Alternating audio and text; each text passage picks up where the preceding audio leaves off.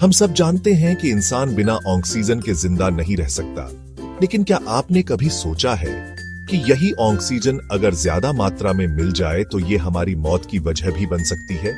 जी हाँ, इसे कहते हैं ऑक्सीजन टॉक्सिसिटी, यानी जब ऑक्सीजन दवा से ज्यादा जहर बन जाए। तो आखिर ऑक्सीजन टॉक्सिसिटी होती क्या है? साधारण शब्दों में, जब शरीर को लंबे समय तक या बहुत ज्यादा मात्रा में शुद्ध ऑक्सीजन मिलती है तो शरीर के अंदर रिएक्टिव ऑक्सीजन स्पीसीज यानी ROS बनने लगते हैं। ये ROS छोटे छोटे खतरनाक कण होते हैं जो कोशिकाओं के DNA, प्रोटीन और लिपिड पर हमला करते हैं। नतीजा, कोशिकाएं टूटने लगती हैं, सूजन बढ़ जाती है और ऑर्गन्स सही से काम करना बंद कर सकते हैं। यानी ऑक्सीजन जो हमें जिंदा रखती है वही हमें धीरे धीरे नुकसान पहुंचाने लगती है। अब आते हैं इसके 3 बड़े प्रकारों पर। CNS ऑक्सीजन टॉक्सिसिटी, यह ज्यादातर स्कूबा डाइवर्स या हाइपरबैरिक ऑक्सीजन थेरेपी लेने वाले मरीजों में देखा जाता है।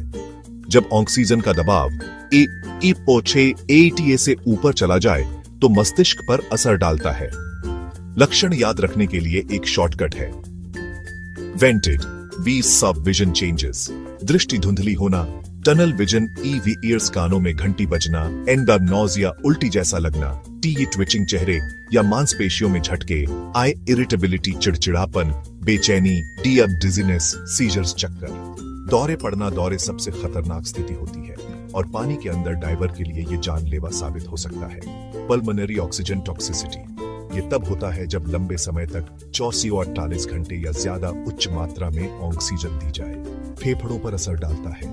गले और छाती में जलन, खांसी और सांस लेने में तकलीफ, लंबे समय में फेफड़ों में फाइब्रोसिस यानी परमानेंट डैमेज। ICU में जिन मरीजों को वेंटिलेटर पर ऑक्सीजन दी जाती है उनमें इसका खतरा रहता है।